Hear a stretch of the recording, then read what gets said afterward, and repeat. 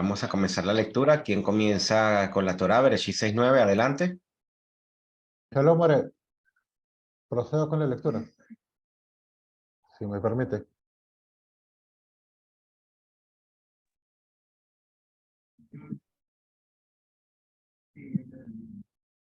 Adelante. Estos son los eventos de Noa. Noa era hombre justo, íntegro, había sido en sus generaciones. Con Elohim se encaminó Noa. Engendró Noa 3 hijos, Sem, Ham y Lafet. Se pervirtió la tierra ante Elohim y se colmó la tierra de violencia. Vio Elohim la tierra y he aquí que estaba pervertida, pues pervirtió toda criatura su senda sobre la tierra. Dijo Elohim a Noa, el fin de toda criatura ha llegado ante mí, pues he colmado la tierra de violencia por causa de ellos. Por eso los voy a destruir con la tierra. Haz para ti un arca de madera resinosa, con compartimiento harás el arca y la recubrirás por dentro y por fuera con pez.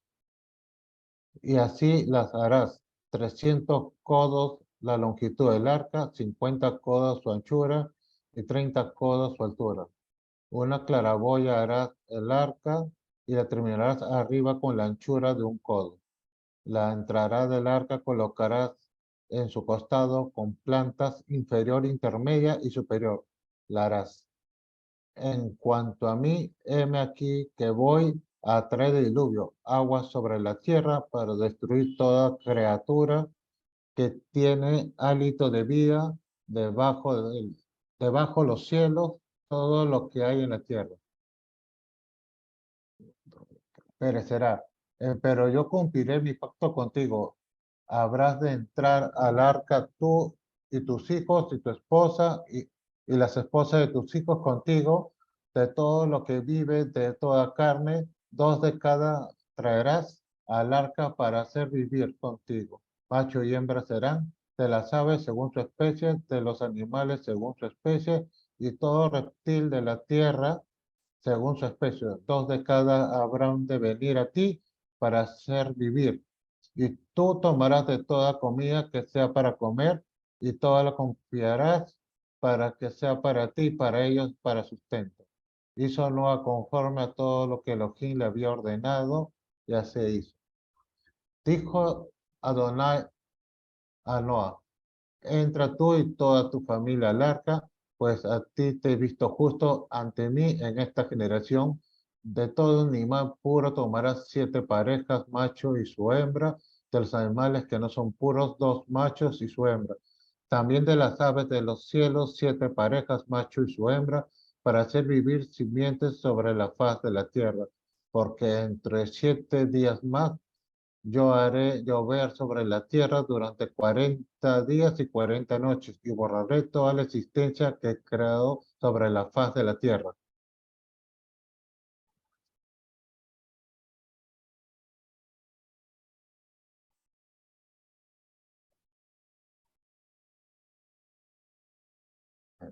Hizo Noa conforme a todo lo que Adonai le había ordenado. Noa era de edad de 600 años cuando el diluvio se produjo, agua sobre la tierra. Vino Noa y sus hijos, su esposa y las esposas de sus hijos con él al arca a causa de las aguas del diluvio, de los animales puros, de los animales que no son puros, y de las aves y todo lo que repta sobre la tierra. De 2 en 2 vinieron hasta Noa, el arca macho y hembra, conforme había ordenado Elohim a Noa. Ocurrió que a los 7 días las aguas del diluvio llegaron sobre la tierra. En el año 600 de la vida de Noé, en el mes segundo, en el día 17 del mes, y en este día irrumpieron todas las fuentes de las grandes profundidades y las compuertas de los cielos se abrieron. Persistió la lluvia sobre la tierra 40 días y 40 noches. En la plenitud de este día había entrado Noa, Sem,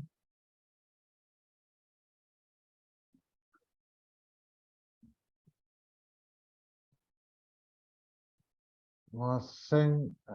En la plenitud de este día habían entrado Noa, Sem, Ham y Lefet, hijos de Noa, y la esposa de Noa, y las 3 esposas de cada de sus hijos, junto a ellos al arca. Ellos, así como todas las fieras, según su especie, y todos los animales puros según su especie, y todo reptil que repta sobre la tierra según su especie, y toda ave según su especie, y todo pájaro que tiene alas, había venido hasta Noa de 2 a 2, toda carne que tenía hálito de vida, y de los vivientes, macho y hembra de toda carne, vinieron como había ordenado a Elohim Adonai, y se cerró en torno a él. Persistió el diluvio 40 días, y sobre la tierra crecieron las aguas, se alzaron el arca y se elevó sobre la faz de la tierra. Y arrecieron las aguas y crecieron mucho sobre la faz de la tierra, y fue derivada de la faz de la tierra de las aguas, y las aguas aserraron mucho en exceso sobre la tierra, y fueron sumergidas todas las elevadas montañas que había bajo todo el cielo. 15 codos sobre ellas se elevaron las aguas y quedaron sumergidas las montañas. Y feneció toda carne que se movía sobre la tierra, aves, animales, fieras y todo reptil que reta sobre la tierra, y todo el género humano, todo lo que tenía soplo y hálito de vida en sus nares, todo lo que había en la tierra firme, todos perecieron. Borró a toda la existencia que había sobre la faz de la tierra, desde el hombre hasta el animal, reptil y ave de los cielos, que fueron borrados de la tierra, quedando solamente Noa y los que estaban con él en el arca. Arreciaron las aguas sobre la tierra 140 días. Amén. 150. Vamos a leer los Actará, Isaías 54:9. ¿Quién desea leerlo?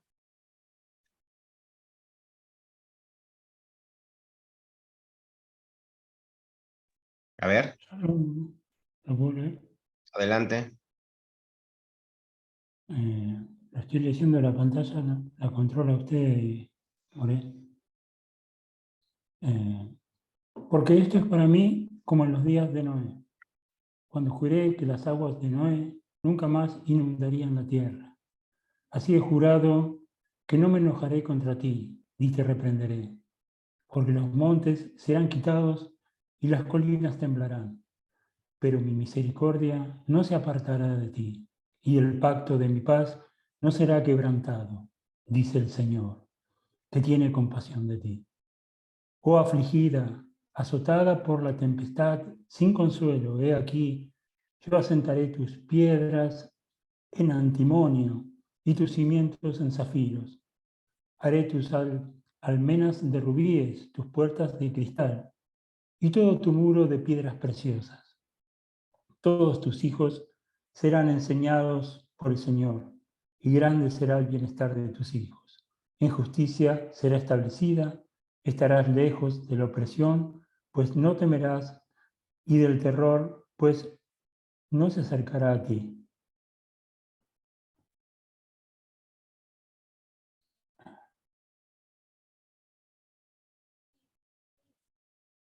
Sí. Si alguno te ataca ferozmente, no será de mi parte. Cualquiera que te ataque, por causa de ti caerá. He aquí yo he creado al herrero que sopla las brasas en el fuego y saca una herramienta para su trabajo. Yo he creado al devastador para destruir. Ninguna arma forjada contra ti prosperará, y condenarás toda lengua que se alce contra ti en juicio. Esta es la herencia de los siervos del Señor, y su justificación viene de mí, declara el Señor. Muchas gracias, Marcos. Vamos a leer el Tejilín, capítulo 5. ¿Quién lee, por favor? Yo More, buenas noches. Adelante, Isla. Para el director del coro, para acompañamiento de flauta, Salmo de David. Escucha mis palabras, oh Señor, considera mi lamento.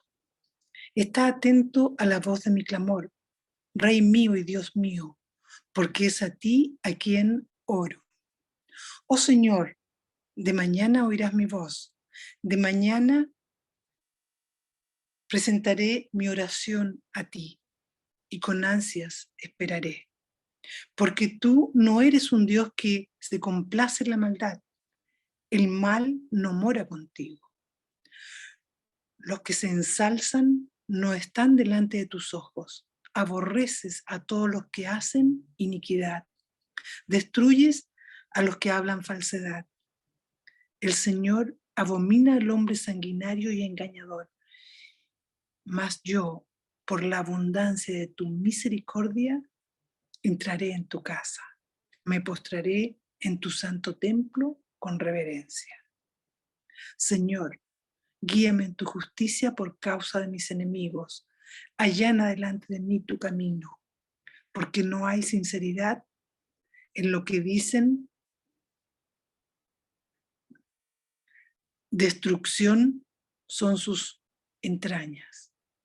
Sepulcro abierto es su garganta. Con su lengua hablan lisonjas. Tenlos por culpables, oh Dios, que caigan por sus mismas intrigas.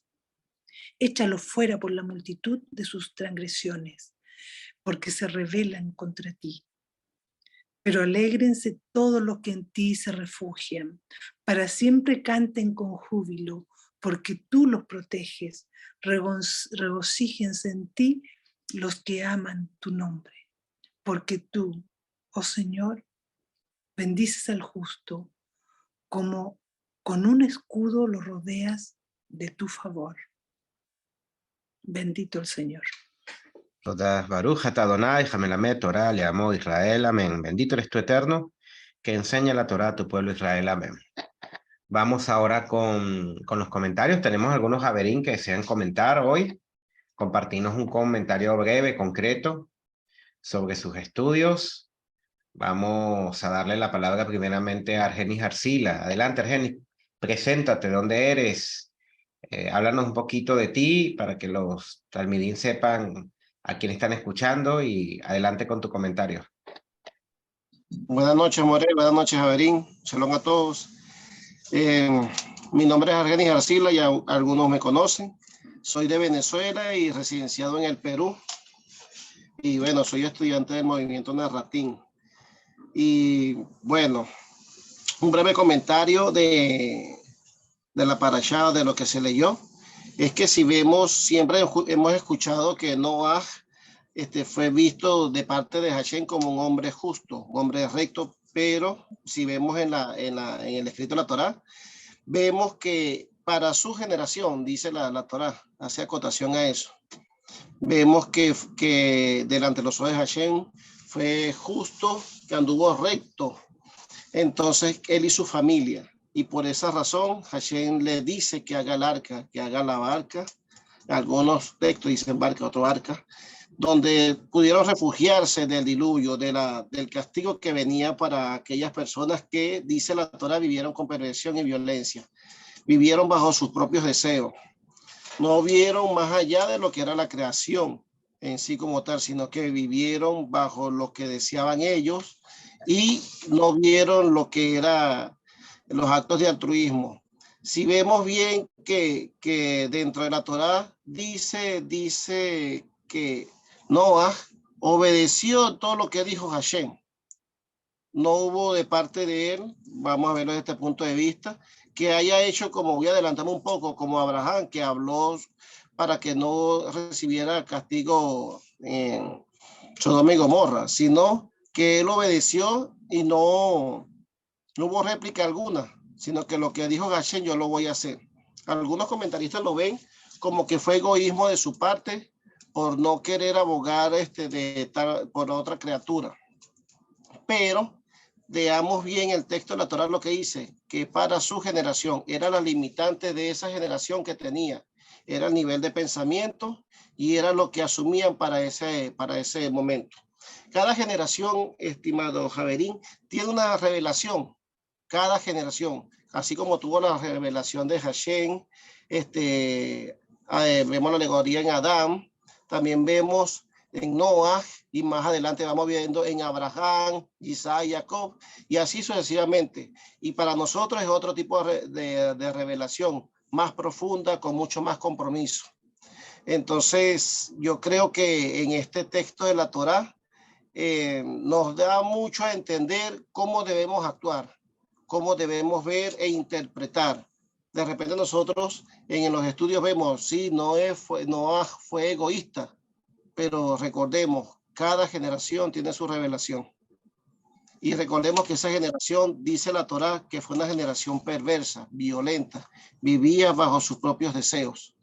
Y eso es lo que nosotros, la Torá nos llama a hacer corrección también, a que debemos someter esas inclinaciones del Yetzer Hará, el deseo propio, el deseo egoísta. Por el momento quisiera acotar eso, More. Gracias. Muchas gracias, estimado Argenis. Tenemos también el comentario de Javier Gerson Perosa. Adelante, Gerson, preséntate y compártenos tu comentario. Listo, muchas gracias. Buenas noches a todos. Sí, me llamo Gerson, también soy de la ciudad de Venezuela, vivo en Colombia y bueno, llevo un tiempo estudiando la Torá y también pertenezco al movimiento Nasratim. Bueno, sí, como dice el texto, pues un texto muy interesante esta parashat. Se nos habla de, pues, del acontecimiento del diluvio, un acontecimiento donde la Torá nos relata de que, bueno, toda carne se va pervertido, o había violencia en el mundo. Lo que quiero es, más que todo, en este caso, un comentario, enfatizar sobre las dos cualidades que se han escuchado y se ha hablado mucho por los sabios de Israel, por los comentaristas, que es dos atributos que aparentemente son opuestos, pero tienen relación, que se aplican en esta parashat, que es la Midat Adin y Midat Arrahamim. Dos atributos que incluso en nuestra vida interna se pueden aplicar en la Torá y en todo desde el pueblo de Israel se ha aplicado por parte del Eterno. Dice la Torá que ante Hashem, pues había llegado todo fin, porque la tierra estaba llena de violencia y Noah fue de cierta forma elegido para construir un arca y de esta forma llevar o cumplir la voluntad del Creador. Bajo este concepto, también se aplica otro que se había hecho en anteriores comentarios de la elección, la vejirá, y lo que había explicado una vez el Morimano en la clase pasada, la parasha pasada, de que constantemente nos encontramos en estado de elección entre lo bueno y lo malo, entre lo que podemos hacer y no. En este caso, perdón, vemos que el ser humano se ha corrompido, había llegado a unos estados muy bajos en el deseo, en la maldad, en el corazón. Y esto hizo que la violencia, la división, el egoísmo se hiciera un edicto divino por parte del Creador de eliminar, de limpiar el mundo de la maldad. Entonces, ahí se aplicaría lo que es Midat Adin, severidad o juicio, donde Hashem determina, bueno, toda carne se ha corrompido, pero dice que la parasha que halló gracias ante los ojos, en la parasha dice que no halló gracias entre los ojos del Eterno, y por tanto se aplica lo que es Midat Rahamim, el atributo de misericordia. Ambos van de la mano, incluso nosotros lo podemos aplicar en nuestra vida diaria, en espiritualidad, en el cumplimiento de los mandamientos, bajo la elección, bajo la vejirá. Esto es lo que nos habla la parashá, me parece muy interesante cómo se puede aplicar. Y una de las cosas pues una de las preguntas que se hacen los sabios es ¿por qué Dios destruye el mundo? Pues el Creador destruye toda la creación, porque los animales, las plantas, el resto de la creación es limpiada. Si acaso no fue el hombre que se corrompió, no fue el hombre que había violencia. Los sabios dicen que todo lo creado fue creado para el hombre, para servir al hombre, y nosotros fuimos creados para servir al Creador. O sea, todo lo creado fue creado para servirme a mí y yo para servirme al Creador. Si la creación, si los 6 días de todo fue creado para servir al hombre, para conectar al hombre y elevarlo hacia la fuente divina, si el hombre no cumple, como dice la Torá, el propósito por cual fue creado, entonces será eliminado. Por ende, la creación ya no pierde su función. Entonces Hashem dice, he decidido eliminar o limpiar toda la creación, porque pues todo lo creado fue para servir al hombre, para coronar al hombre, para que el hombre reconozca la fuerza, la grandeza del Creador. Entonces vemos que eso nos lo explica los sabios de Israel. Y para terminar este pequeño comentario, basado en esto, en la elección y en los atributos internos, Midat Adi, Midat Rahamim, se conecta mucho con el texto donde dice que creó la Teba, bueno, le mandó a crear la Teba, el arca, que representa la de Bar Elohim, la palabra. Muchos sabios dicen que el arca representa esa fuente, esa sabiduría, la Torah misma. Es la limpieza, representa la limpieza del deseo de recibir, del ego del hombre. El ego del hombre constantemente lo corrompe en sus acciones, en la Torah, en el diario vivir. Pero ahí donde está el libre albedrío, en la elección, ahí donde se aplica Midadín. Bueno, ¿hago tal acción o me restringo con el hecho de servir al Creador? A veces un sí puede representar algo malo o un no puede representar una restricción. También es una forma de otorgar al Creador. Pero también tiene que acompañado con la misericordia. No solamente el juicio, sino la misericordia. Pues hay un dicho que dice, juicio sin misericordia no es correcto. Entonces podemos aprender de esta virtud, de esta parashá, de estos dos atributos y cómo podemos nosotros aplicar nuestra vida diaria en el cumplimiento de la Torah. Eso era mi pequeño comentario. Gracias. Shalom. Shalom, muchas gracias, Gerson, por el comentario. Y también vamos a escuchar el comentario de Javier Ariel Ben Sadik. Adelante, Ariel, preséntate y compártenos tu comentario. Shalom, shalom a todos los presentes. Mi nombre es Ariel Ben Sadik. Vengo de la comunidad de Perú. Todos me conocen. También participo en el grupo de Tefila Boca todas las mañanas. Bueno, voy a hacer una apreciación en el sentido juntando los dos capítulos de Bereshit 6 y 7. Podemos recalcar o hacer un énfasis en Bereshit 6, verso 9, cuando habla que Noé es un hombre justo delante del Eterno en sus generaciones. Está hablando en plural. Mientras que en Bereshit 7, en el verso 1, recalca que es un hombre justo, pero en su generación. En uno es plural y el otro es singular. ¿Cómo se puede entender eso? Se puede entender que Noah era una persona perseverante en ser justo en todo ese tiempo.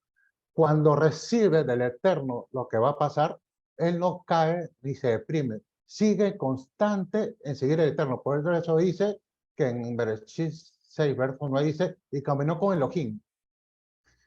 En el verso 7.1 se refiere a esta generación porque en esa generación es que va a ocurrir el diluvio. Va a ocurrir lo que ya va a pasar. O sea, es un tiempo prolongado. Esto lo que quiere decir es que nosotros como personas tenemos que ser perseverantes ante cualquier hecho. De nuevo se puede aprender eso, de que hay que ser una persona constante, aunque los hechos ya sepa que el hecho futuro supuestamente es negativo y una vez pasa la falencia, el hombre cuando piensa que el escenario no es correcto, se cae, se declina. Eso no pasó con Noah. Por eso que en la anterior, él era una persona justo. De todas las generaciones que han pasado, él fue justo. Y de las que vino hasta el día del diluvio, siguió siendo justo. Es una persona completa para los ojos del Eterno. Y eso es interesante porque lo puedo recalcar con Bereshit, verso 7. Le dice, tenía 600 años. O sea, es cuando pasa el hecho que promete Elohim, de lo que va a suceder. Es la constancia de Noah de perseverar. Después, otro punto que me parece interesante es cuando dice que el Eterno, que la tierra ha sido corrompida, y algunos veces se preguntan, pero si el que se corrompió el hombre, ¿por qué tienen que pagar los animales? ¿Por qué los seres inferiores pagan lo demás? Entonces acá viene un punto clave. ¿Quién es el encargado en Bereshit 1 de que toda la tierra se sostenga? Es el Adán, es el hombre. Yo soy el responsable de que todo esté bien. Si lo vemos en este contexto contemporáneo, podemos entender que algunas veces hay personas que corrompen al animal en el sentido de que hay algunas personas que usan los animales que tienen una función específica, pero lo usan ya para hacer cambios, adulterarlo. Algunos usan hasta animales para robar. Los perros lo usan para asaltar. O sea, corrompieron el mundo. El tiempo contemporáneo es lo mismo que pasaba en esa época. Otro punto también, entonces, a esa corrupción sincera es por la culpa del hombre, es que todo lo demás cae. Si el hombre cae, el mundo cae. porque yo soy el responsable que el mundo pueda elevarse, va a depender de mí, porque yo tengo la esencia divina, y si la esencia divina la pierdo, el mundo no tiene cómo conectarse con el eterno. Esa es una parte del que interesaba Moré, y también cuando habla del texto, en Bereshit 6, verso 19, perdón, 19 sí, es cuando habla, en algunas traducciones dicen limpios o no limpios, otros dicen puros o no impuros, ¿no? Ahí sí, algunos tratan de llevarlo a un tema que está fuera de ese anacrónico, ¿no? Y tratan de justificar cosas que no son ciertas. Pero en la misma Bereshit 7, verso 14, da la respuesta. ¿A qué se refiere puro o impuro? ¿O qué se refiere limpio o no limpio? Va a depender de cómo tengas tu traducción, o depende, es necesario que aprendas a aprender el hebreo. Se está refiriendo, justo en el verso 14 lo explica, se está hablando de animales que sean domesticados y no domesticados. A eso se está refiriendo. En el verso 14, Bereshit 7 lo dice. Esos son los que van a entrar. Si vemos todas las secuencias del Bereshit 6, 19, después el Bereshit 7, 8, después el 7, 14, va a ver la secuencia, va a ver el resultado final. ¿Quiénes entran? Los animales silvestres y los animales domésticos. A eso se está refiriendo. Y eso es lo importante de algunas veces no caer en un error de tratar de ser subjetivos o tener un prejuicio para leer los textos y poder entender. Eso es lo que puedo entender.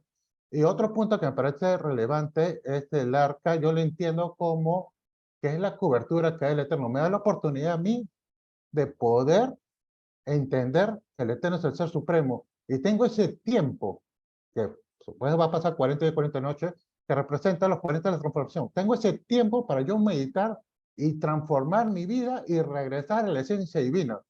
Acuérdense que Noah ya era una persona justa. Yo no soy Noah.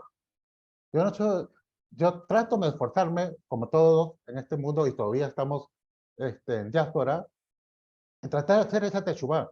Entonces tenemos que imitar a esa perseverancia de Noah, ser perseverante y tratar de llegar a esa esencia divina y tener ese tiempo de transformación. A esos esos 40 días, es como yo lo entiendo, More, ese sentido de los 40 días y lo demás analizado. Shalom, More.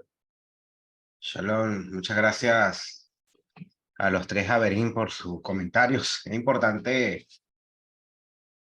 siempre ver que los estudiantes se forman y se preparan para también transmitir Torah. Y esto verdaderamente es parte importante de nuestro movimiento y de nuestras academias de estudio. No formamos creyentes, estamos formando personas que sean sabias y entendidas en la Torah para que ellas puedan también transmitir este legado de la Torah. Así que muy bonitos los comentarios, les agradezco mucho por compartir y mantenerse activos. Voy también a compartir un pequeño comentario, creo que había dado en la sinagoga hace muchos años, pero viene mucho a colación, tratando de buscar el Sefat Anafin, el lenguaje de ramas a la Torá, tratar de buscar una enseñanza que quizás se aplique a nosotros hoy en día. Y luego vamos a hacer las preguntas y respuestas, ¿ok? Este comentario lo quiero basar igual como hizo Ariel en el capítulo 6, versículo 9, que dice, Noah ish sadit, Tamin Hayá Bedorotav. Noah fue un hombre justo, íntegro en sus generaciones, ¿ok? Es importante que veamos que la primera vez que la Torá menciona a un hombre justo e íntegro es justamente con Noah. Pero dicen algunos comentaristas que al final de sus días, cuando planta un viñedo para producir vino, se emborracha desnudándose y la Torá se refiere a él como un Ish Hadamah. La Torá, después del viñedo, después del diluvio, utiliza el término Ish Adamá, hombre de la tierra, para referirse a Noah. Entonces, aquí hay algo muy interesante porque podemos llevarlo a nuestra vida cotidiana, pero vamos a desarrollarlo. El Midrash contrasta este declive de la humanidad de Noah con el florecimiento de lo sucedido a Moshe. que empezó su trayectoria como un Ish Misri. La Torah llama a Moshe un Ish Misri, un hombre egipcio, ¿ok? Entonces miren como parte el análisis de la contradicción. Generamos una contradicción en dos textos, tratamos de resolver la contradicción, pero a su vez estamos viendo un paralelismo o una comparación entre Noah y Moshe. Entonces, no, la Torah comienza diciendo que Noah era un Ish Sadik, un hombre justo, pero luego lo llama Ish Adamá, y luego vemos a Moshe, que comienza llamándose hombre egipcio, Ish Misri, y la Torah termina concluyendo que Moshe era un Ish Haelohim, un hombre de Dios, ¿ok? Eso lo dice Bereshit capítulo, podemos comparar Bereshit capítulo 5 a versículo 3 al 32 con Bereshit 9:29 y Bereshit 11:10 al verso 25. En esos textos ustedes pueden ver ese paralelismo entre los términos que se usan con estos hombres. Ahora, vamos a entender dos asuntos. ¿Qué causó la transformación de Noah, permitiéndole verlo a la Torá de esta tan dramática manera, y cuál es el significado de la comparación entre Moshe y Noah? ¿Ok? De un hombre egipcio que fue un hombre de Dios a un hombre justo que terminó llamándose Ish Adamá, hombre de la tierra. La Mishnah en el Pirkei Avot, en el Maseje Avot, menciona que 10 generaciones hubo entre Adán y Noah. Y en las 10 generaciones que hubo entre Noah y Abraham, eso lo dice la Mishnah en el capítulo 5, Mishnah 5:3, ¿ok? A veces se me olvida mencionar las citas, pero es bueno que la tengan allí. Entonces, hubo 10 generaciones entre Adán y Noah y 10 generaciones entre Noah y Abraham, repitiendo a Noah en ambas listas, así dándonos la impresión de que hubo 20 generaciones entre Adán y Abraham, siendo que realmente, si la contamos, hubo en realidad 19. ¿Por qué empezar la lista con Adán, interrumpir mencionando a Noah 2 veces y luego concluir con Abraham? ¿Por qué esta lista se divide en 2 partes, pero ambas partes entonces empiezan con Noah? ¿Por qué mencionar a Noah 2 veces? Imagínense, estamos tratando de buscar una respuesta a las 2 formas en que la Torá llama a Noah, tanto al principio como al final. Vemos un contraste con Moisés, pero ahora estamos viendo que el Midrash está mencionando a Noah 2 veces cuando habla de las generaciones de Noah. Todo esto se une. Verdaderamente todo esto tiene una relación, pero no la podemos ver a simple vista. Tenemos que hacer un poquito de contexto para analizar. A mí me gusta mucho analizar las contradicciones, porque al analizar contradicciones, al formularnos preguntas, al indagar, vamos a tener un panorama mucho mayor de lo que la Torá nos estaba mencionando. En la Parashá Bereshit, al describir la longevidad de cada uno de los individuos que fueron parte de las 10 generaciones entre Adán y Noah, la Torá nos detalla 4 datos sobre cada individuo. Los primeros datos son: 1, el número de años que vivió y que tuvo descendencia. El segundo dato, el número de años que vivió después de tener descendencia. El tercer dato, el número total de años de vida y el hecho de que murió. La Torá dice: y tanto fueron los años de tal persona, tuvo hijos, luego tantos años, luego tantos años en total, y luego dice la Torá que murió. O sea, la Torá menciona estos aspectos en los nombres entre la generación de Adán y Noah.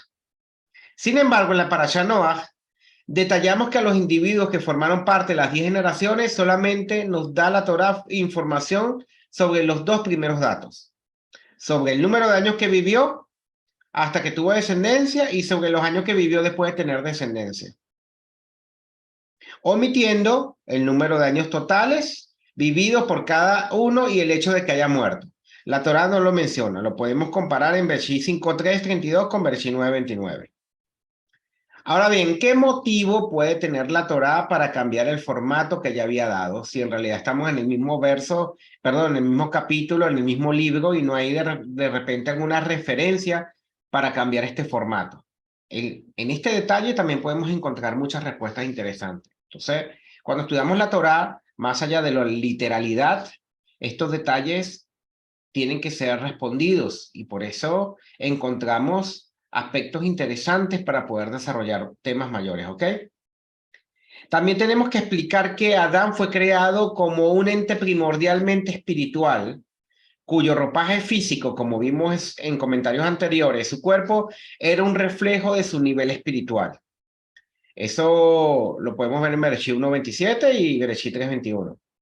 Más aún, debido al hecho de que su cuerpo estaba intensamente conectado con un alma inmortal, absorbía toda la fuente inagotable del Edén, permitiéndole tener longevidad. Por eso decíamos que del Kanot Or, de los vestidos de piel, habíamos hablado de que había Or con Aleph, que es luz, y Or con Ain, gutural Or, que significa piel. Entonces decía por interpretación que Adán era un hombre de luz, pero luego fue un hombre carnal, un hombre de piel después de avergonzarse, de volverse Arumín.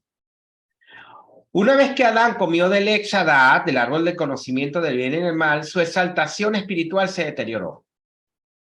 Y se produjo una separación entre su cuerpo y su alma, debilitando como resultado la condición de su cuerpo.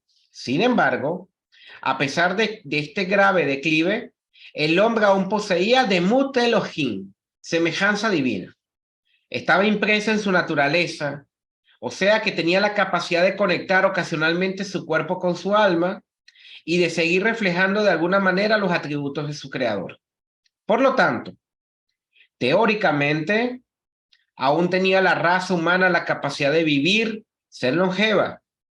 Era solo un decreto de pecado que lo impedía provocar que el hombre tuviera la inmortalidad, y ese decreto justamente lo vimos en Bereshit cuando dice la paga del pecado es la muerte. Ahora bien, la omisión de actos denigrantes y la continua búsqueda de gratificación por parte de las generaciones que siguieron a Adán fueron borrando este demut, esta semejanza divina, hasta que el hombre, enteramente identificado con su cuerpo y olvidándose de su espíritu, acabó convirtiéndose meramente en un pedazo de carne, basar, carne. Así encontramos que al finalizar la parashá anterior, cuando el creador reflexiona sobre la conducta perversa del hombre y cómo éste ya no aspira a alcanzar las elevadas metas por las cuales había sido creado, empieza a referirse a la raza humana como basar y no como Adán, ¿ok? Ustedes dicen el hombre es carne, basar. Entonces aquí vemos una de las características que siempre se mencionan por los sabios: el hombre corporal y el hombre espiritual, el hombre superior, el hombre inferior, el mundo físico y el mundo espiritual. Y esto está relacionado con el término basar, algo meramente carnal, corporal, físico, instintivo, ¿ok? Con el fin de mitigar el daño que el hombre podía causarse a sí mismo y al mundo en que vivía, el creador decide crear un nuevo mundo donde quede limitado el potencial y la capacidad de causar daño a la raza humana, y como consecuencia también reduce las expectativas que tiene el nuevo hombre. Y este nuevo mundo quedará completamente la transformación de Adán en basar, esperando de alguna futura generación que pueda surgir un individuo como Abraham que lleve el hombre de regreso a su misión original primordial, relacionarse con el creador. Por eso dice el Midrash que el creador sabía que Adán iba a estropear todas las cosas y creó a Abraham porque Abraham tenía el potencial de tikkun, de corrección. Así que el creador contempla la posibilidad de traer un diluvio, un Makbul, y su fuerza destructiva sobre la tierra.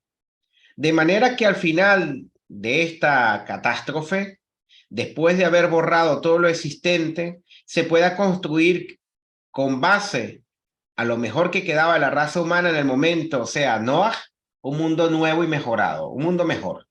El Talmud nos enseña que cuando la Torá emplea el número 40 como periodo de tiempo, es para avisarnos de un proceso de transformación que ha ocurrido. Así como vemos que el embrión se forma en un lazo de 40 días, y por eso el número 40 representa transformación, representa el nacimiento de algo nuevo. 40 días fue el tiempo que duró el gran diluvio, transformando la tierra en esta nueva creación, por así decirlo, de una realidad totalmente diferente. La metamorfosis del hombre ocurrió dentro del arca, el cual, de forma alegórica, muchos la asocian con la palabra, con la cobertura divina, como dijeron los Javerín, de la cual emergió con profundos cambios. Como basar, la lujuria y la tentación han quedado ahora impregnados en la naturaleza física, situación sobre la que la Torá testifica diciendo, la inclinación del hombre es hacia la maldad desde muy temprana infancia. Eso lo dice la Torá, aquí lo tengo anotado en Bereshit 8:21. ¿Ok? Igualmente, la prohibición de matar animales y comer carne impuestas a Adán desde su creación es ahora removida y el hombre se convierte en un elemento de la cadena alimenticia, la carne que come carne. En vez de ser la cúspide de la creación, permite comer carne como una concesión a su innato y mezquinos antojos. Eso lo vemos comparando Bereshit 1:29, es un comentario de Rashi y Sanedrín, ya que como en la antigüedad se mencionaba que se tenía permitido comer de todo fruto, y luego entonces se menciona lo de la carne, entonces se ve como una transformación de las características humanas a nivel de midrash, por así decirlo. ¿Ok? Por el mismo motivo, entonces, la nueva raza humana, como parte de la cadena alimenticia, debe ser tranquilizada por el Creador, en el sentido de que pese a su abismal descenso existencial, no será atacado por los animales, los cuales han perdido parcialmente su respeto hacia aquel que reinaba sobre ellos. Noah, como puente entre todos tipos de hombres, salió del arca con su humanidad disminuida, convertido en un Ish Adamá, en un hombre de tierra. Según es un grado que no había una transformación dentro del arca, por eso dice que la Torá lo llama Ish Adamá, y vemos aquí entonces, vamos a empezar a darle una respuesta a la contradicción que habíamos visto. Un proceso degenerativo, por así llamarlo, iniciado por el pecado de Adán y fue finalmente completado. Tardaría el hombre 10 generaciones hasta Abraham y su circuncisión para poder empezar a reflejar la espiritualidad a través de su cuerpo, ya que esa es la circuncisión, ya que la circuncisión remueve ¿qué? La circuncisión remueve el basar, remueve la carne, esa barrera de carne que existe en el corazón del hombre, le da un propósito a la procreación y por lo tanto se encuentra esa carne que removemos en la circuncisión como una señal de un pacto con el Creador, ¿ok? Esto lo vemos también transformándolo en Bereshit 17:11. La Torá describe la barrera de carne como aquella que impide reflejar nuestra espiritualidad a través de lo físico, según los comentaristas. La Mishnah Nabot nos habla 2 veces de Noah, ya que hubo 2 Noah.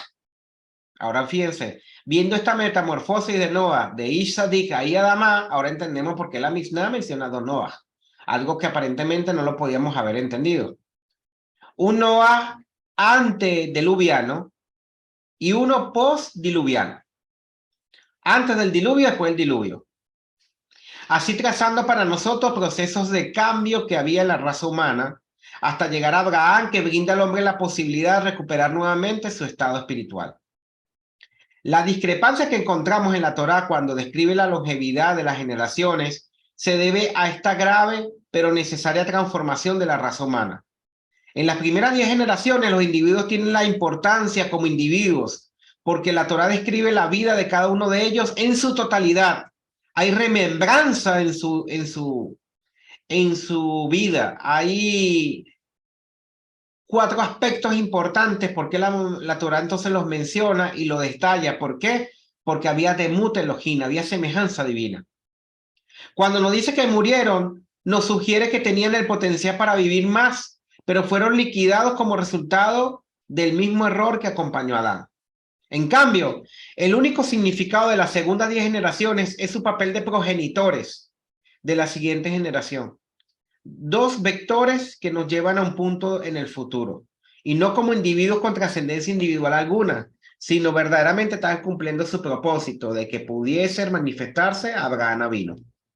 Por ello, cada vez que engendran hijos, pasan a ser completamente irrelevantes. Por eso la Torá no nos da un total de años que ellos vivieron, y tampoco nos indica la Torá que murieron, ya que su deceso se debió como una vela prendida que se extingue, no como un acto deliberado por parte de Dios de terminar su existencia, sino que el hecho de que la energía con la cual fueron creados sencillamente se agotó, transmitieron a una nueva generación y ya cumplieron su función. En contraste, que hace el Midrash entonces entre Noah y Moshe, apunta que mientras que Noah descendió de un nivel, Moshe precisamente abandonó ese estado de basar, de carne, de Ish Mirri, de hombre egipcio, sublimando su humanidad, y así Moshe pudo durante 40 días sobre la montaña dejar de comer comida física y alimentándose meramente de su espíritu. Y por eso dice que Moshe hizo un ayuno de 40 días, o sea, incluso se abstuvo de sus deseos corporales de saciar basar, de saciar la carne. Por otro lado, en mi opinión, creo que las leyes de la Torá traen sobre el suicidio precisamente después que Noah sale del arca, son producto de la gran angustia experimentada por Noah al darse cuenta lo mucho que había caído y que posiblemente haya contemplado suicidarse, según algunos comentaristas. Indudablemente Noah es un personaje histórico para algunos, mitológico para otros, meramente midrashico, pero todo lo que relata la Torá sobre él justamente habla de la decadencia humana, habla de la lucha interna sobre cada uno cuando deseamos apegarnos al Creador, habla de cómo lo carnal, el alma animal, el alma del hombre, siempre anda en una lucha constante entre ser y demut de Elohim, imagen y semejanza divina, y entre ser sencillamente basar, entre ser carne. Lo que vemos en la historia de Noah, entonces es la historia del hombre, y por eso la Torah dice, él le toldó Noah, esta es la historia de Noah. Noah es un arquetipo. Noah nos está mostrando cómo nosotros podemos, a través de nuestros ascensos y descensos, ser Ish Adamá, sencillamente un hombre de tierra, un hombre carnal, un hombre en un estado inferior, o podemos ser Ish Tamim, Sadik, un hombre justo e íntegro, tanto interna como externamente. Son procesos que todos vivimos y que el que no lo haya vivido en algún momento lo va a vivir, pero creo que todos lo hemos vivido y lo seguimos viviendo constantemente. Es importante que cuando leamos la parashá, justamente en este lenguaje, Sefat Hanafim, veamos cómo se ve aquí la lucha entre lo que es el estado medaber, el estado hablante, al estado animal, el estado hayim. La Torah justamente dice, por ejemplo, en la palabra teba generalmente se asocia con el valor numérico de 380, que es el valor numérico de la palabra lashon, que es idioma, palabra. Y justamente dice el Talmud Kelo que Adán tuvo ruach, un espíritu del habla. Aquí estamos hablando justamente de la lucha dentro de sí, de lo que es el alma animal y el alma divina, el espíritu hablante del hombre. Más adelante incluso podemos ver Noah, dice que halló gracia, gen. La palabra gracia es un acrónimo de la palabra Homad Nizaret, sabiduría interna, o sea, el saber interno del ser humano, ir hacia lo interior y no meramente por lo exterior, por los impulsos carnales. La palabra Homad tiene el mismo valor numérico de la palabra en árbol de la vida. Entonces vemos como claramente en estos mensajes, en estos códigos que nos habla la Torá, vemos los procesos que podemos tener cada uno de nosotros a lo largo de qué? Del desarrollo de esta sabiduría y de cómo cada uno de nosotros podemos estar en un constante descenso o ascenso. Esto es continuo, ascendemos y descendemos, ascendemos y descendemos, ascendemos y descendemos. La idea es que estemos en un constante ascenso, pero los descensos también son mecanismos para que nosotros podamos revisarnos y poder avanzar adecuadamente. Es como cuando estamos en la escuela y te va mal en quinto año, ¿qué haces? Repites, no avanzas, sino que vuelves a repetir el ciclo escolar, desciendes para poder entonces avanzar correctamente. ¿Por qué? Porque no lo estaba haciendo de forma correcta. Así ocasiona la Torah en nosotros procesos parecidos, ¿ok? A ver, ¿tienen alguna pregunta sobre la porción de la parashá? ¿Pueden hacer preguntas?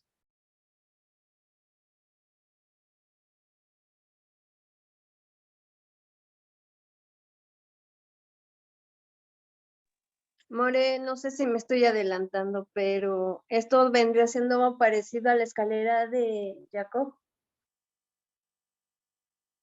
Gracias, María Cristina. Sí, la escalera, el Sulán de Jacob, justamente nos habla de cómo cuando estudiamos la Torá vemos como muchos personajes ascendieron y descendieron. Entonces, incluso luego Mashiach habla de esa misma escalera y dice que es el Hijo del Hombre. ¿Por qué? Porque estamos hablando de un acceso a lo espiritual y un descenso al mundo material. Generalmente el concepto de malaj que se traduce como ángel, malaj es alguien que hace melajá, es una persona. Cuando la persona se encuentra en un estado de conexión con el Creador, o sea, que cumple la voluntad divina, la persona se convierte en una especie de malaj, de mensajero. Pero cuando la persona rechaza la voluntad divina, entonces deja de ser un mensajero del Creador. Entonces esto también se convierte como un ascenso y un descenso. A través de los misbot, pues comenzamos a ascender. Pero también alejarnos de los misbot es como un descenso. Y esta escalera justamente presenta muy bien esa analogía. Muchas gracias, María Cristina, por mencionarlo. ¿Alguien más tiene alguna pregunta?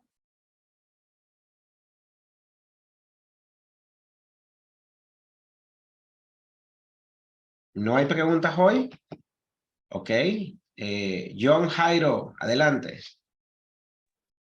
Shalom Obrajato, la pregunta mía sería, ¿cómo podremos ver o qué comparación podremos ver en el simbolismo entre Noé y Mashiach? Gracias. Muchas gracias, John. Bueno, fíjate, muchas veces vemos a Noé, a Noah, y por eso la palabra Noah, cuando la volteamos, forma la palabra gen, gracias, bondad, misericordia. El Mashiach justamente se muestra como aquel que manifiesta una enseñanza a través del atributo de Gesed, de bondad, de misericordia. Está escrito, Hola Gesibané, el mundo está construido por Gesed. Mira algunos simbolismos que permiten encontrar una analogía en esto.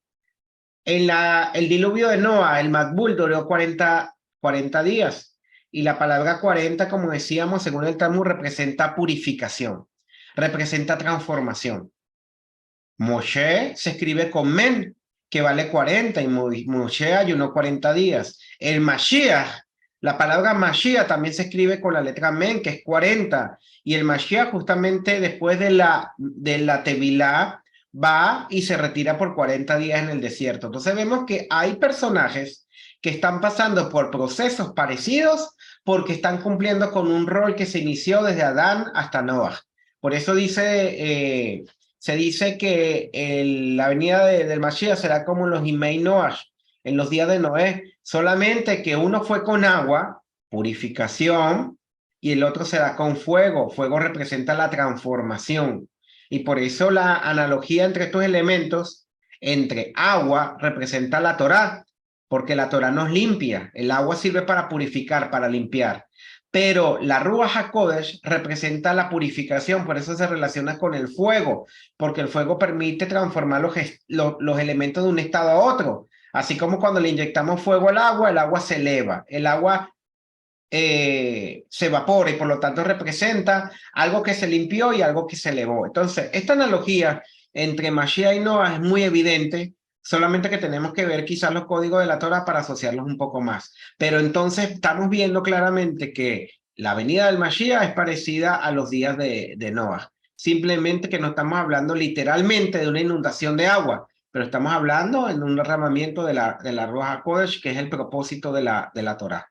Y todos estos dos elementos se manifestaron, como decía Gerson, a través de la Midah Rahamín, el atributo de misericordia, accionado con Noah. Por eso algunos dicen, no, es que antes no existía la gracia viene con el Mashiach, ¿no? Desde la día de Noah ya existía la gracia, porque decía, Noah, Maxagen, Ben Elohim, no halló gracia ante los ojos del Eterno. Entonces, se convierte en el arquetipo activador de la gracia que el Mashiach también representa. ¿Ok? Bienvenido, Mario. Adelante, ¿alguien tiene alguna otra pregunta? Shalom, shalom. Hola, Adelante. Manuel. Sí, bueno, soy Elvin Peña de aquí de Honduras. Para algunos que me conocen, a otros pues que aún todavía no me conocen. Solo que quería aportar algo y tal vez hacerle una pregunta referente al Mabul. Según lo que parece que me platicaba el More José Garrido aquí, en la que es la de Tiferet de Israel, de que ese diluvio solamente pasó ahí, no fue en todo el mundo. Como lo podíamos entender de que fue un diluvio que existió en todo el mundo. Pero dice el More José de que solamente pasó ahí, en esa tierra ahí. Porque a dónde vamos, entonces, porque él dice de a dónde íbamos y en dónde iba él, Noé a meter como los osos polares, las focas, todos esos animales de que no se encuentran ahí porque ahí es caliente, y todos estos animales son lugares de un lugar frío. Bueno, eso es algo que yo quería aportar a eso. ¿Y qué opina usted referente a esto, More y Manuel? ¿Verdad? Muchas gracias, estimado Elvin. Bueno, la historia de Noah, recuerda que no es una historia histórica.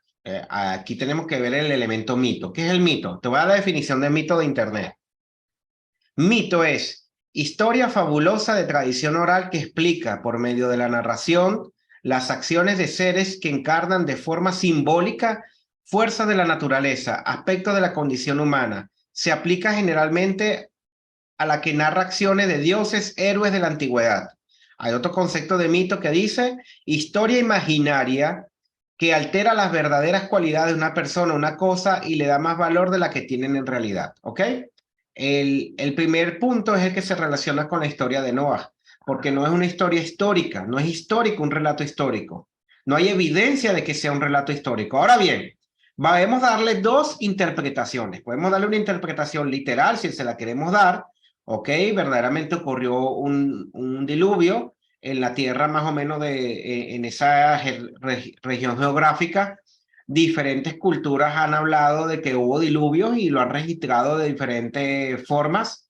Cada cultura le dio un significado a ese diluvio que ocurrió, se lo adjudicó a su dios o a sus dioses y por lo tanto trató de tener una enseñanza de lo que ocurrió en ese diluvio. Ok, obviamente que la palabra tierra que se utiliza como Erex no necesariamente se refiere a todo el planeta Tierra. No se refiere a todo el planeta Tierra, sino que se refiere a un reino, se puede referir a una región específica. Incluso en Noskibeta mi Reshonim, cuando dice Yoshua Minarat, ir a predicar esto sobre la faz de la tierra, no se está refiriendo al planeta Tierra completo, se está refiriendo a todo lo que es el reino o la región de Israel. ¿Por qué? Porque dentro de la cosmovisión o dentro de la forma antigua de pensar, la palabra tierra simbolizaba justamente, por ejemplo, yo tengo mi tierra y se me inundó mi tierra. Y quizá yo estoy hablando de una hectárea de terreno que tengo como ganadero, ¿ok?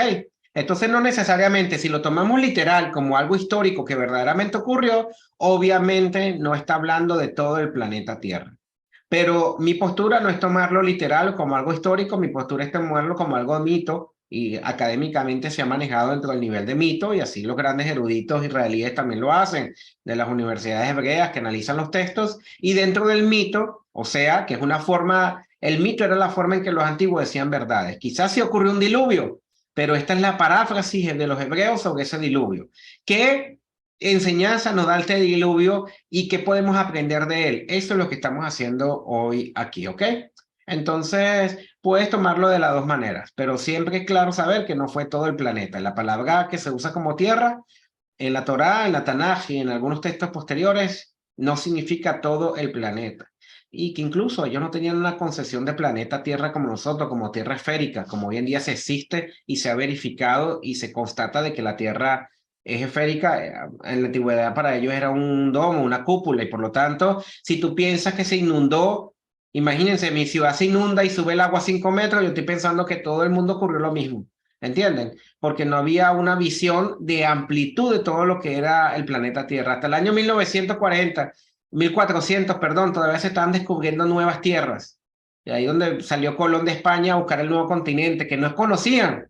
Imagínense, miles de años después ni siquiera teníamos mapeado todo lo que era el planeta como lo tenemos hoy en día. Así que todos los textos antiguos obedecen a la mentalidad que poseían ellos y no necesariamente a la que nosotros tenemos hoy en día, ¿ok? Muchas gracias, Elvin. ¿Alguien más? Perdón, More y Manuel, perdón. Entonces podemos decir que el mito también lo podemos tomar como una parábola, algo así. Claro, es algo alegórico. Para mí es una historia alegórica y no hay evidencia de la historicidad de nada del Génesis, ¿ok? Al no haber evidencia, yo lo tomo dentro del marco alegórico. Al no haber evidencia, yo también tomo el lenguaje con que está escrito, un lenguaje simbólico, y por lo tanto lo llevo a ese nivel.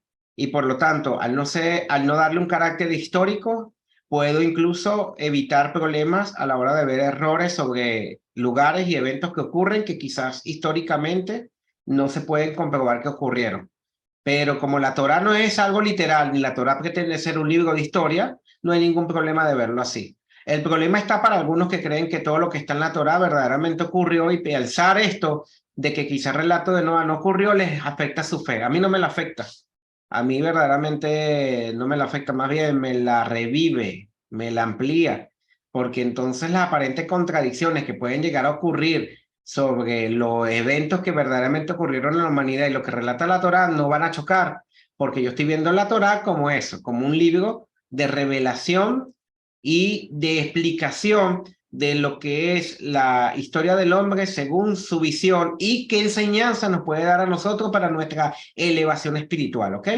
Y así a mí me parece bien verla y así lo enseño yo.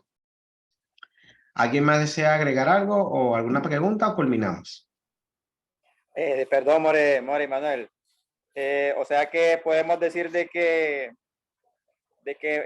Noah en lo que cuando dice que hay obras en él, también podemos ver de que dice lo mismo también con Abraham Avinu, ¿va?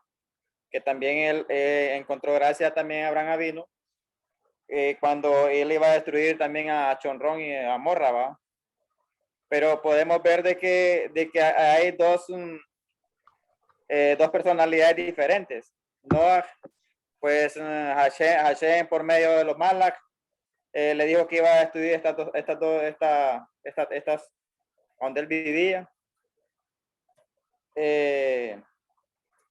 y Abraham también, va. Pero miramos bien de que Abraham sí empezó a pedirle a Hashem por la humanidad que vivía en esas dos ciudades. Y miramos que no pidió a Hashem, va, por ellos, sino que más bien mejor se puso a trabajar en lo que Hashem le había encomendado. Y por eso dicen de que a Noah, por eso no se toma como el primer hebreo que existió en la faz de la tierra. ¿Qué tan cierto es eso, More? Bueno, es válido verlo así. Si vemos la Torá como arquetipos, fíjate, yo hace años decía que cuando tú ves los personajes bíblicos como Adán, como Noé, como Abraham, como Isaac, como Jacob, tú puedes ver el proceso de desarrollo del hombre espiritual. Fíjate, todos somos Adán, todos somos seres humanos creados a imagen y semejanza divina, y en potencial tenemos la capacidad de ser Selen Elohim, de Mut Elohim, porque en potencia todos tenemos las características. Todos los seres humanos que existen en este planeta son Adán, ¿ok? Todos. Luego, ese proceso de creación del hombre trajo como consecuencia que un hombre, un gentil llamado Noah, fue visto íntegro y perfecto ante los ojos del Creador. Y tú dices, como tú dijiste, Noah se le dijo, sálvate, y él se salvó, él y su familia. Él no se preocupó por los demás, pero no por eso era malo. No por eso era Rasha, sino que él prácticamente, bueno, aplicó su juicio y aplicó salvación, y de ahí la humanidad halló un respiro y un propósito dentro de él. Luego viene Abraham. ¿Cuál es la diferencia entre Abraham y Noah? Tú lo acabas de decir. Ambos aplican Gesed. Pero ahora Abraham aplica un Gesed, no solamente un Gesed que se recibe de parte del Creador, sino que él se convierte en una manifestación de acciones de Gesed. Ya Abraham no se preocupa por él solo, sino que ahora se preocupa por los demás. Y ahí es donde les da a Abraham las bases a la fundación de lo que es Israel. Israel, a través de la máxima de Actal Elias Camoja, ama a tu prójimo como a ti mismo, nos muestra que el objetivo de la Torá es justamente: yo no me quedo solo con la sabiduría divina, yo no me salvo a mí solo, yo necesito salvar a los demás, yo necesito conectarme con los demás para que exista la nación de Israel. Entonces Abraham, Had y Jacob nos muestran también procesos espirituales. Y por eso cuando tú analizas estos eventos, yo en lo particular pienso que la Torá en el libro de Bereshit me está hablando a lo que cada persona le sucede en su vida. El proceso espiritual de lo que cada persona desarrolla en su camino de búsqueda del Creador. Me doy cuenta ahora que soy Adán, soy creado por el Creador. ¿Para qué me creó? ¿Cuál es el propósito de esta creación? Verdaderamente Él me creó y me ha dado tantas cosas buenas en la vida. Yo quiero seguirlo. Yo quiero comenzar a conectarme con Él y me elevo al nivel de Noah. Y estando en el nivel de Noah me doy cuenta que no solamente soy yo solo, sino que soy parte de una humanidad y que hay otras personas que también buscan lo mismo que yo me quiero conectar con ellos, yo quiero ser diferente como ellos. Me elevo al nivel de Abraham, hebreo, contrario y distinto a los demás.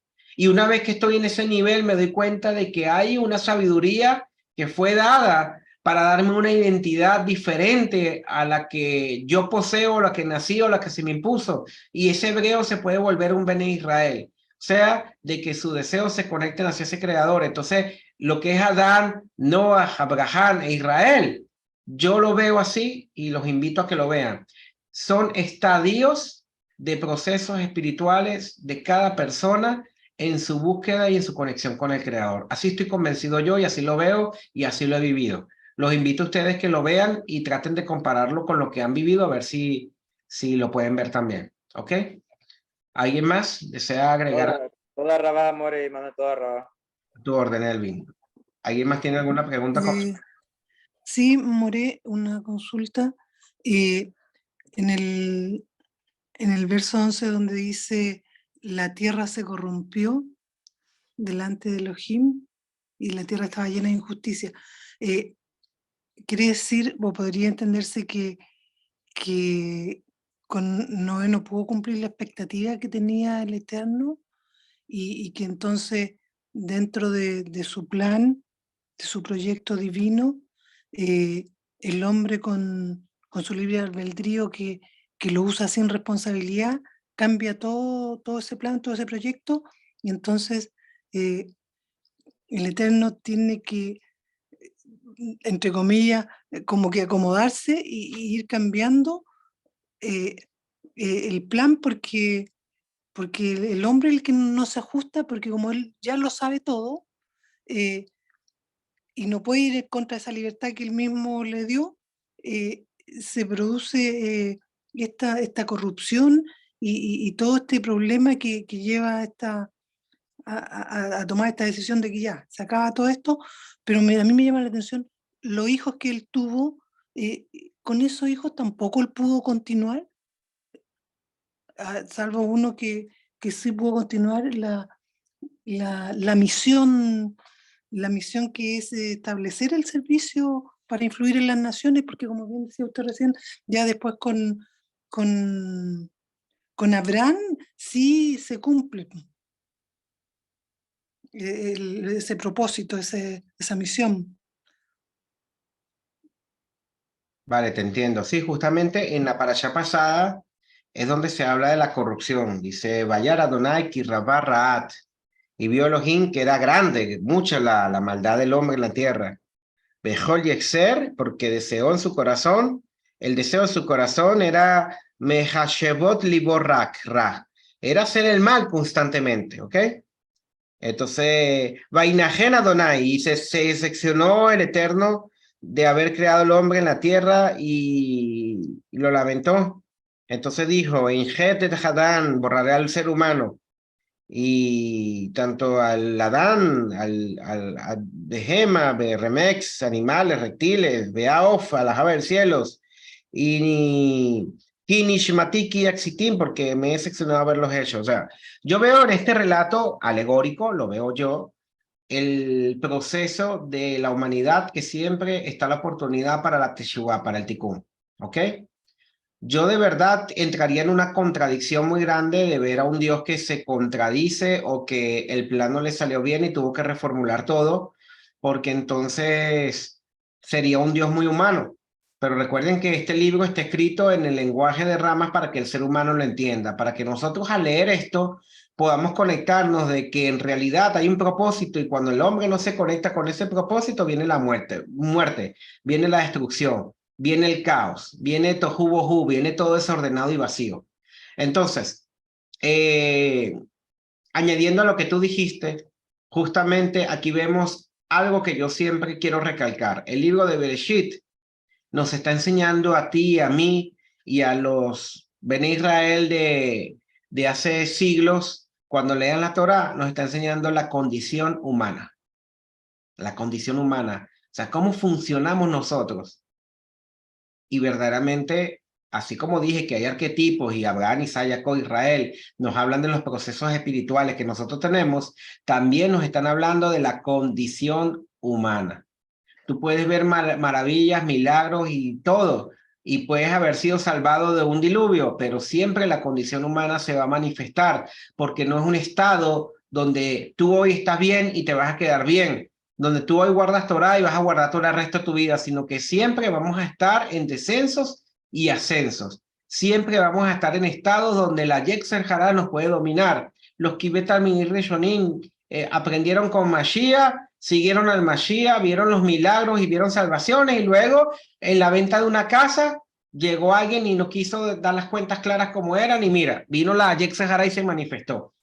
Nos está hablando entonces también de nuestras cualidades y características carnales que se están manifestando aquí. Así lo veo yo, estimada. Te invito a verlo así, no como algo que meramente ocurrió y que pasó así para esto, sino que la línea de relato alegórico nos está mostrando de lo que decía Gerson, el atributo de misericordia, el atributo de justicia, pero también como el Creador siempre da paso a la Teshuvá, y el hecho de que haya sido salvado no significa que ya hiciste el trabajo. Son oportunidades que el Creador nos da para entonces seguir haciendo el trabajo. Y si no haces el trabajo, mira lo que ocurre. Me planto una viña, me embriago porque ya salí del arca y ya el trabajo lo hice, así que ahora me voy a dedicar a embriagarme y a pasarla bien.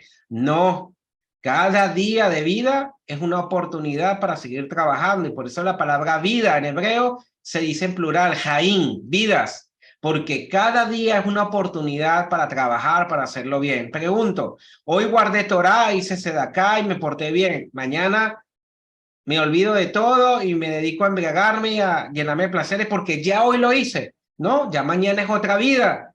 Y entonces, en la mañana voy a hacer un trabajo, ya sea para descender o ascender. La pregunta es, ¿vamos a seguir ascendiendo a la escalera de Jacob hasta llegar a Shammai, a los cielos? ¿O me paro o bajo unos pasos y luego vuelvo a subir? Ya es un proceso individual y personal, pero como colectivo tenemos que estar conscientes siempre en ascenso. Por eso, fíjate, lo que le ocurrió a Noah nos ocurre a nosotros. Yo puedo tener un hijo, mi hijo hay, el hijo del Moré. Significa que el hijo del Moré, ya por ser hijo del Moré, ya tiene cielo ganado y van a esperar ustedes que sea un sadik. Él tiene que hacer un trabajo. Y si no hace el trabajo, él va a caer como los hijos de Noah. Y si él hace el trabajo, él va a alcanzar un tikkun y una corrección producto de la carga generacional que está recibiendo de la Torá. Entonces, evitemos, la Torá nos está enseñando algo, evitemos idealizar a las personas. Creo que es una buena enseñanza. No idealicemos a la persona. Todos en potencia podemos ascender y descender en cualquier momento y fallar. Y eso no invalida la Torá. Eso simplemente nos muestra que hay una condición humana. Hace años vi una noticia, por ejemplo, el rabí de, no me vayan a acusar a Shohara, ¿no?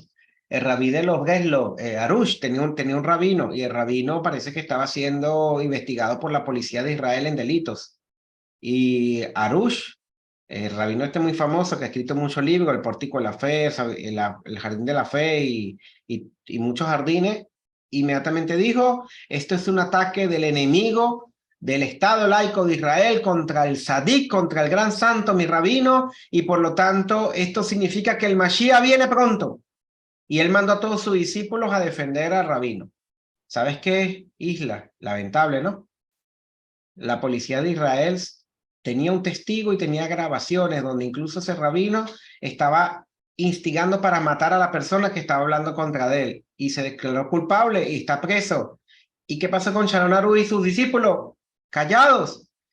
El hombre fue capaz de poner la venida del Mashiach y decir que fue un ataque del enemigo contra un santo, y resulta que ese santo no fue santo. ¿Qué aprendemos entonces de la parashá, de la Torá? Que todos podemos caer, y no significa que siempre vamos a estar pensando mal de los demás, pero el hecho de que alguien caiga nos muestra la naturaleza y la condición humana y cómo puede rectificar y cómo nosotros podemos ayudarnos unos a otros a mejorar y a cada día ayudarnos a salir de nuestros errores, pero tampoco a defendernos ciegamente pensando que alguien ya al ser santo o al hacer una gran obra o al ser rabino, ya entonces tiene todo el resto de su vida ganado. No, es un trabajo constante, continuo, cotidiano, de día a día, para que nuestras vidas sea siempre de conexión y de ascenso, ¿ok?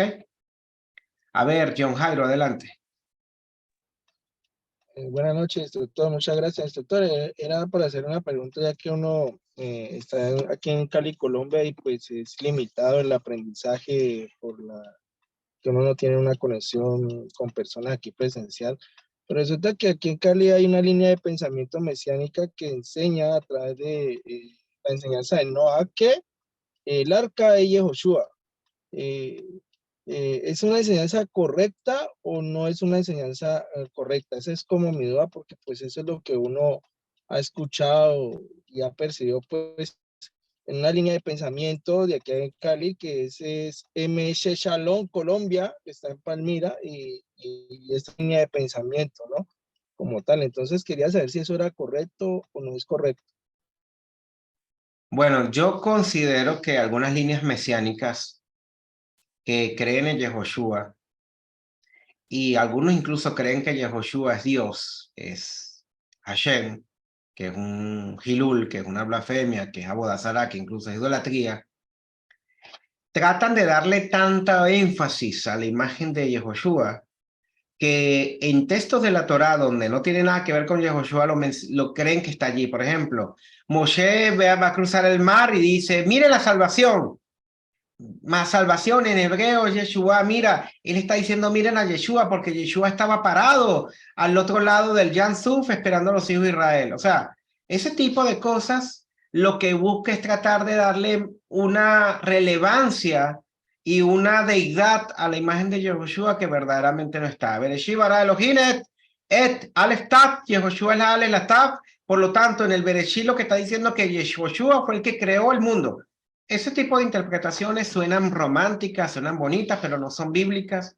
Y yo creo que hay que aprender que para mí Yehoshua es un gran maestro, lo sigo, es mi Mashiach, pero no por eso voy a tratar de enclaustrarlo en la Torá, porque no, Yehoshua no aparece en la Torá. El único Yehoshua que aparece en la Torá se llama Yehoshua bin Nun, que era el asistente de Moshe y fue encargado para liderar al pueblo después de Moshe. En la Torá no hay alusión a Yehoshua, al hombre, a Yehoshua Minarrat. Ahora, que haya alusión a Mashiach, bueno, de cetro saldrá de Judá, hasta el cetro no se apartará de Judá hasta que venga Shiloh, profeta como yo mandaré entre vosotros, puede estar hablando del Mashiach, pero más no de Yehoshua, ¿ok?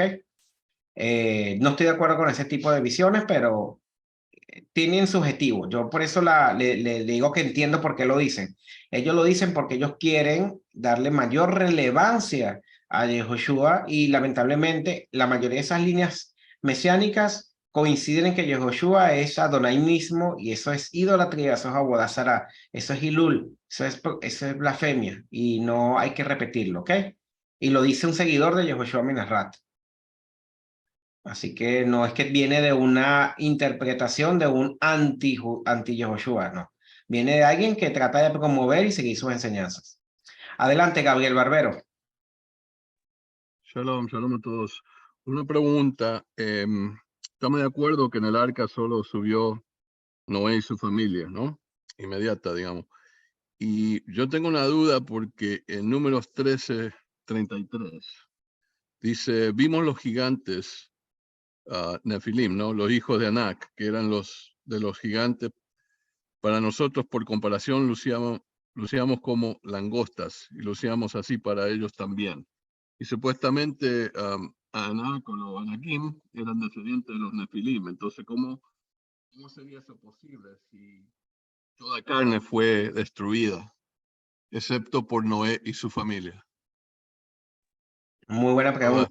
Muy buena pregunta. Igual cuando lleguemos a esa parasha lo vamos a aclarar, pero voy a lanzar de nuevo. Estamos hablando de un relato alegórico y si lo tomamos literal, ya sabemos que la palabra que se inundó la tierra no está hablando que se inundó todo el planeta, ¿ok? Ahora bien, cuando vemos en el libro de Números, el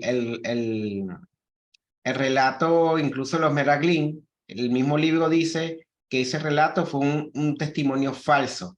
Por lo tanto, lo que da a entender a nivel de relato es que ellos utilizaron el mito de los Nefilim para tratar de dar un informe sobre la tierra y sembrar miedo y caos a los hijos de Israel, pero no necesariamente están allí, porque fíjate, ellos entraron en la tierra prometida, ¿y dónde está el cadáver de todos esos hijos de Anak y dónde están esos Nefilim? No están, no existen, no estaban allí. Entonces lo que da a entender claramente que fue un informe falso. Pero a nivel de relato de la Torá, al ser un relato alegórico, no podemos ver como hablábamos en la paracha pasada. Si Adán y Eva eran los únicos, ¿con quién se casó Caín? ¿Quién iba a matar a Caín? ¿Cómo se procreó Caín? Bueno, aquí estamos hablando de lo mismo. No es un relato literal, por lo tanto, no está inundando toda la tierra, porque no puede haber toda la tierra, como decía Edwin. ¿Qué pasó con los osos polares? ¿O qué pasó con tantos animales que ni siquiera existían en ese continente donde ocurrió el diluvio? Entonces, obviamente, esto generaría contradicciones dialécticas dentro de lo que es la interpretación. Lo que estamos hablando es de un relato mitológico, alegórico, que está hablando de la inundación de un determinado lugar. Porque las medidas del arca, para las medidas del arca, tú lo sabes bien, es imposible que todos los animales de la tierra, un par de cada uno, podrían caber allí. Sino que lo que estamos hablando es justamente una enseñanza que tiene más un sentido espiritual que literal. Más que histórico, midrashico, ¿ok? Entonces sería decir que la maldad estaba localizada a un lugar central, digamos. Sí, en una tierra específica. Por ejemplo, para mí, yo vivo aquí en Maracay, Venezuela. Aquí existe, esta es mi tierra. Y mi tierra había una maldad y había hombres que se habían corrompido, llamados los Nefilim, que significan los caídos, no porque eran gigantes en tamaño, sino porque eran gigantes en maldad. De ahí donde viene el término Nefilim, de Nefilá, de caer, y de Nipul, que es corromper. Ahí automáticamente ya el texto no me está hablando de tamaño, me está hablando de maldad y de cantidad de maldad. Es como Simón Bolívar. Simón Bolívar era un gigante, ¿cierto? Libertador de pueblo, pero medía 1,60 m. No era gigante literalmente. No, yo entiendo. Un gigante en obra. Entonces, para mí, si llega a haber una inundación aquí, para mí se inundó toda mi tierra, pero mira, hay otras ciudades, hay otros países, hay otros continentes. No está hablando de que se inundó todo, sino que se inundó un lugar de la tierra. Incluso cuando lees el Nuevo Testamento, cuando dice Yehoshua ir a predicar sobre la faz de la tierra, no está hablando de todo el planeta, está hablando de todo lo que es el reino de Israel. Porque la palabra Erex generalmente se alude a eso, un reino. Por eso cuando el Satán le dice a Yehoshua, mira que yo tengo los reinos de la tierra sobre mi mano. O sea, no está hablando de todo el planeta. Yo tengo el trono de Israel aquí, tómalo y es tuyo. Él era el descendiente de David. ¿Acaso Yehoshua como descendiente de David podía ir a otro pueblo a decir, mira, coróname? La única potestad que él tenía de pedir la corona era en la tierra de Israel porque él era rey de Israel.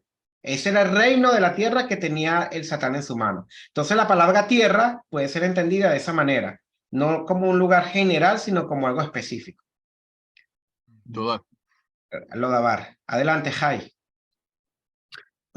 ¿Cómo está, More? Entonces, tratando de ver, digamos, todo lo de Noah en otro aspecto y no literal, digamos que podríamos entonces tomar el arca de Noah como un tipo o algo como la Merkabah o cómo lo podríamos, digamos, ver en ese, si lo vemos de otro aspecto. Sí, como te decía, Noah es un arquetipo, un prototipo de una característica específica del desarrollo espiritual de un ser humano.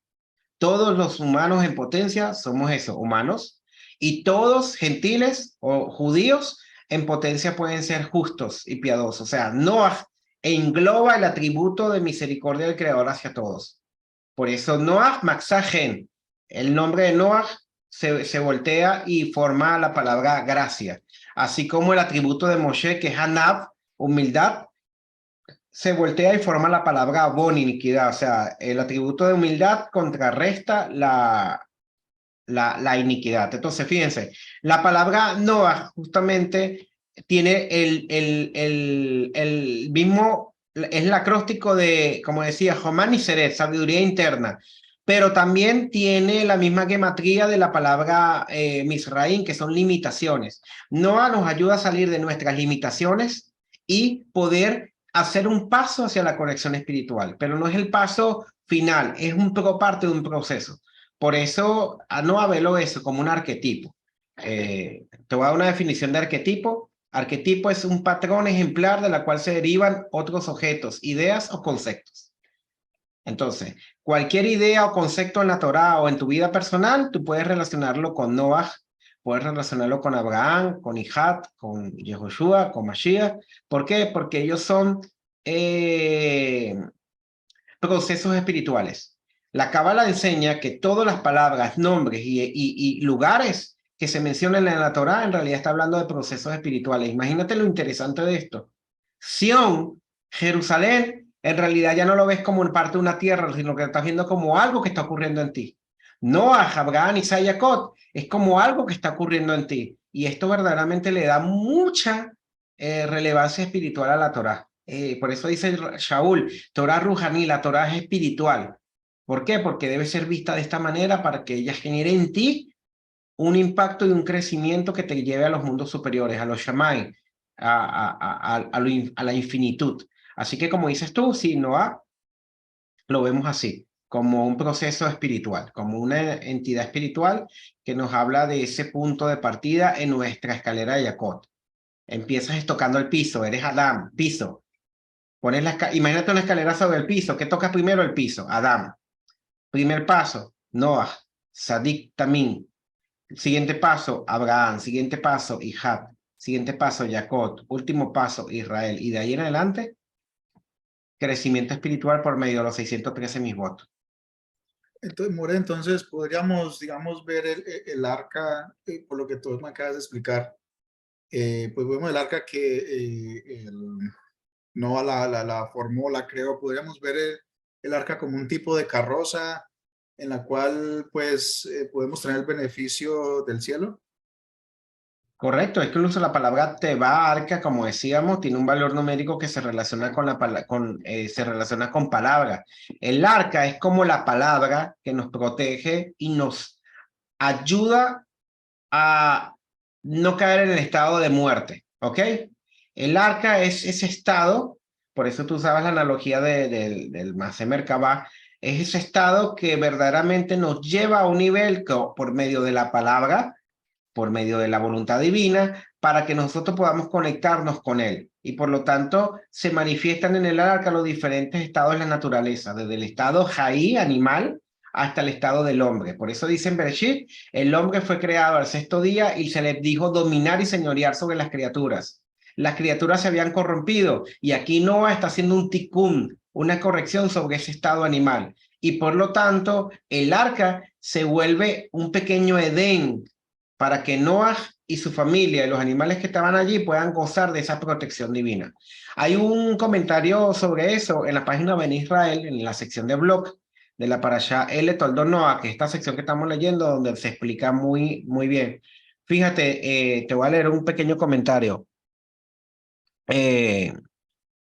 La Torá, el arca está construida con 300 codos de largo y 50 codos 300 codos de largo y 30 codos de alto. También estaba repartida en 3 niveles, los cuales el primer nivel era donde se encontraba Noah y su familia, el segundo nivel donde se encontraban los animales y el tercer nivel donde se encontraban los desechos. Entonces, el primer mensaje es que la expresión él habla lo podemos delucidar de la expresión a referirse el arca, ya que puede traducirse la palabra teba como palabra. Y esto, al tomar cada uno de los números de la medida del arca, nos da un valor numérico de 380, que también es el mismo valor numérico de la palabra Egipto, Misraín, que viene de la palabra Mexarín, que significa encierro o limitación. Entonces, fíjate cómo el arca se convierte en un estado, a diferencia de Egipto, que es un estado de esclavitud corporal. Aquí vemos un estado de ¿qué? De protección espiritual, pero ambas son vistas como una especie de encierro, pero el arca es un encierro para liberación, para crear un nuevo estado del hombre, mientras que Egipto es un estado de encierro para limitación, para degradar al hombre. Entonces vemos ahora una diferencia, un antagonismo entre lo que es el Misraín y de lo que es el arca, cuando en realidad todas sus medidas nos están hablando de que tienen el mismo valor numérico. ¿Por qué el valor numérico de las dos? Porque justamente nos está hablando de una tesis y una antítesis. La antítesis es Egipto. La tesis es Abraham, Isaac, Jacob, Noé, Adán, todo lo que está ocurriendo en la Torá. La tesis es que el hombre se puede conectar con el Creador a través de estos estados espirituales, a través de estas acciones con su palabra, con su tebá, que le permita traer al ser humano que liberación, redención y conexión.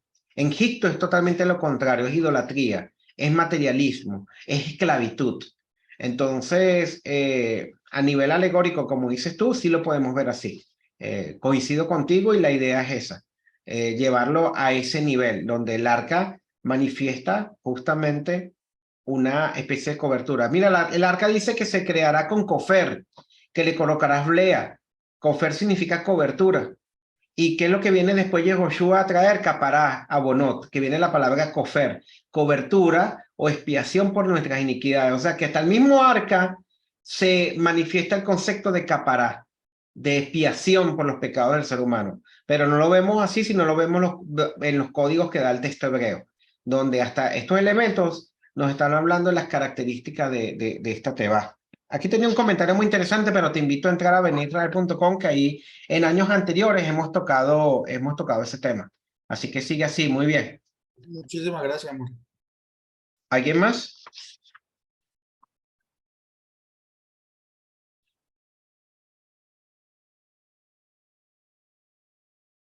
¿Más nadie?